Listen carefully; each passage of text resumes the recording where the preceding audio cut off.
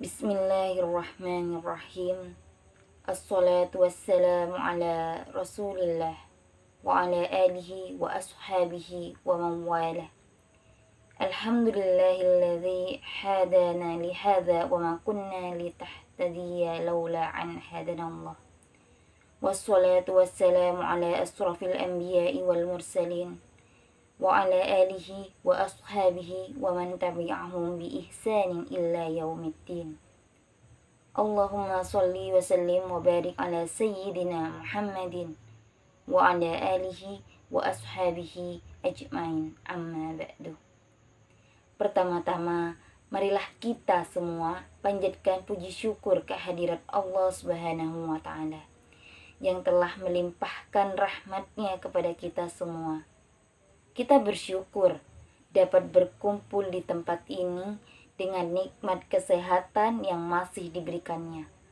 Tak lupa pula sholawat dan salam semoga tercurah kepada junjungan Nabi besar kita, Nabi Muhammad SAW, serta kepada keluarga dan sahabat-sahabatnya yang mulia.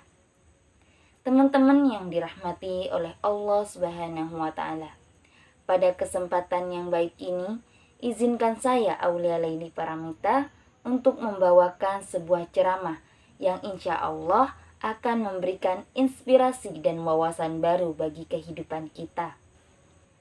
Marilah kita bersama-sama menjelajahi petunjuk hidup yang agung ini, yang berjudul Saat Dunia Tak Sesuai dengan Harapan, dengan tema bersabar dan berprasangka baik, yang hendak kita bahas pada kesempatan yang berbahagia ini.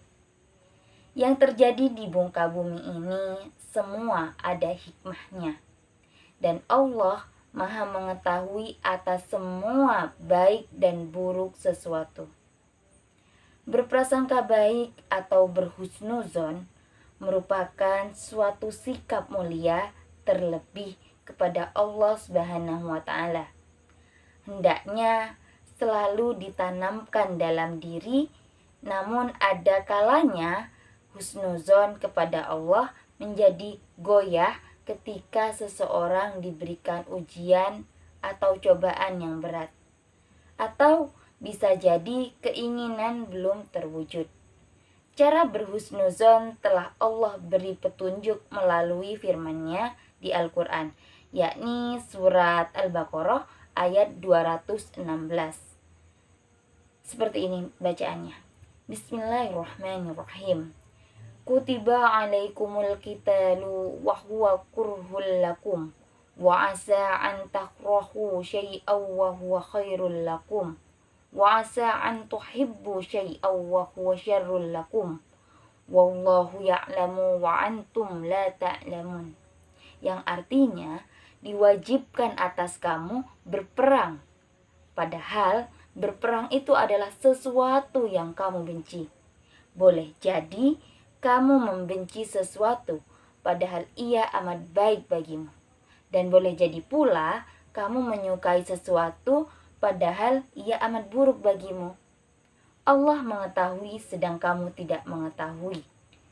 Jika teman-teman merasakan satu harapan atau menurut pandangan teman-teman tidak atau belum terwujud, maka pertama dilakukan adalah perangi perasaan negatif pada dirimu dulu. Berprasangkalah baik kepada Allah, perangi itu dulu.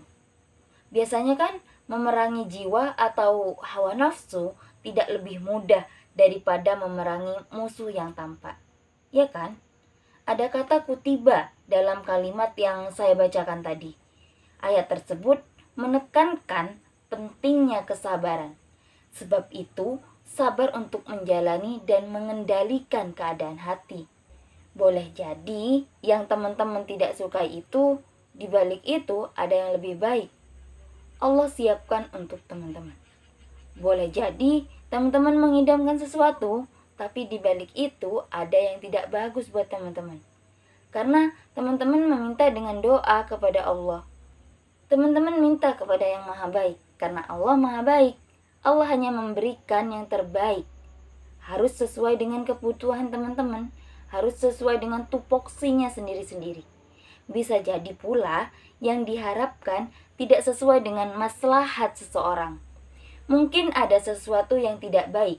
Logikanya adalah makna dari ayat terakhir surat Al-Baqarah ayat 216, yakni Allah Maha mengetahui segala sesuatu kini di masa depan.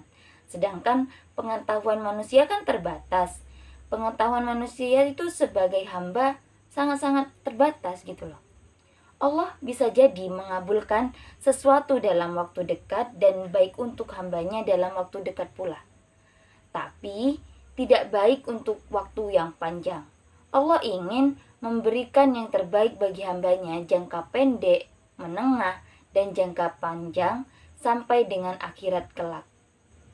Bagi orang-orang yang ingin doanya dikabulkan, dipercepat Allah, maka harus menjalankan segala perintah, beriman, dan berada di jalan yang benar. Hak selalu bersandingan dengan kewajiban, bukan? Jika menuntut hak atau permintaan dari Allah Subhanahu wa taala, maka kita harus memenuhi kewajiban sebagai seorang hamba. Kewajiban yang senantiasa wajib dilaksanakan seorang hamba telah tertuang dalam rukun Islam, meliputi sholat, zakat, dan puasa. Sholat, puasa, dan zakat hendaknya dikerjakan atas dasar iman, bukan karena memenuhi perintah Allah semata.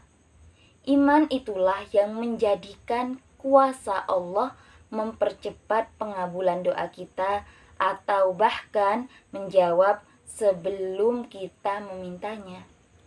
Sesuai ajaran Nabi Muhammad SAW, Allah menyukai hambanya yang saat memulai doa menyebut nama-nama atau sifat Allah yang maha tinggi.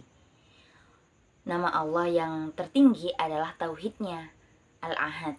Karena dengan nama ini Allah disembah dan dipertuhankan.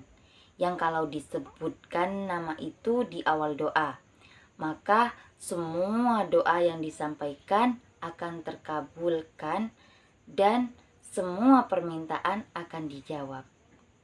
Doanya itu seperti ini. Bismillahirrahmanirrahim. Allahumma inni as'aluka bi'anni ashhadu annaka antallah la ilaha illa anta ahadus somad alladzi lam yalid wa lam yulad wa lam yakul lahu kufuwan ahad. Yang artinya, ya Tuhanku, aku memohon pertolongan kepadamu. Aku bersaksi bahwa Engkau adalah Allah. Tiada Tuhan selain Engkau yang Maha Esa. Tempat bergantung yang tiada melahirkan dan tiada dilahirkan. Serta tiada apapun yang menyamainya. Saya jadi teringat teman-teman sekalian. Jadi baru-baru ini, jadi kan ada tuh seorang pendakwah yang gak sengaja melontarkan kata-kata yang kurang pantas kepada si penjual es teh.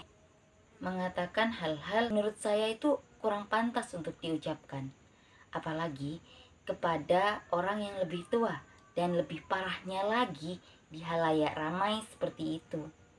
Tapi yang di sini ingin saya sampaikan atau yang ingin saya bahas yakni tentang kejutan Allah yang diberikan kepada bapak penjual es tehnya. Meskipun bapak tersebut dicaci, dimaki, dihina, ditertawakan, dan lain sebagainya, bapak tersebut masih sabar. Dan dari sabar tersebut, Allah berikan hadiah yang setimpal dengan cara mendatangkan orang-orang baik yang dimana bapak tersebut diumrohkan, dibantu ekonominya, ada yang ngasih uang dan lain sebagainya. Sehingga kehidupan bapak tersebut jauh lebih baik dari sebelumnya. Dan ada juga nih pemulung yang dimana jika dipikir secara logika gak akan bisa naik haji. Tapi kalau Allah sudah memberikan panggilan kepada hambanya bahwa ia layak untuk naik haji, ya bisa aja. Dan ada juga tuh, menurut saya tuh kaya banget, hartanya di mana-mana, namun Allah masih enggan untuk memberikan undangan ke tanah suci, ya gak akan bisa. Jadi kesimpulannya itu kita harus banyak-banyak bersabar dan harus berbaik sangka, entah itu ke manusia, ke makhluk ciptaannya Allah, terutama kepada Allah Subhanahu wa taala. Jangan meragukan takdir yang telah Allah berikan kepada kita semua, karena hal itu sudah pasti baik untuk kedepannya. Banyak hal yang tidak berguna dan banyak juga perbincangan yang sama sekali tidak dapat kita jadikan sebuah inti dari perbuatan kita dalam ceramah saya. Yang sudah saya sampaikan kiranya saya sebagai pembicara, semoga apa-apa yang saya sampaikan untuk kita semua, khususnya untuk diri saya pribadi, semoga mengandung hikmah dan bermanfaat. Amin amin ya robbal alamin. Bila mana ada kata yang kurang berkenan di hati para hadirin, saya mohon maaf yang sebesar-besarnya. Sebuah tutur kata kadang ada sebuah kesalahan, dan itu saya sadari sebagai manusia. Biasanya yang tidak luput dari lupa, salah, dan dosa. Kebaikan datang dari Allah Subhanahu wa taala, dan kesalahan datang dari saya selaku manusia biasa yang tidak luput dari lupa, salah, dan dosa. Demikianlah kiranya yang bisa saya sampaikan. Kurang lebihnya saya mohon maaf jika ada salah kata yang terucap, dan atas perhatiannya saya ucapkan terima kasih yang sebesar-besarnya. Akhir kata saya ucapkan aqulu qauli hadza wa astaghfirullahi li wa lakum. Terima kasih. Wassalamualaikum warahmatullahi wabarakatuh.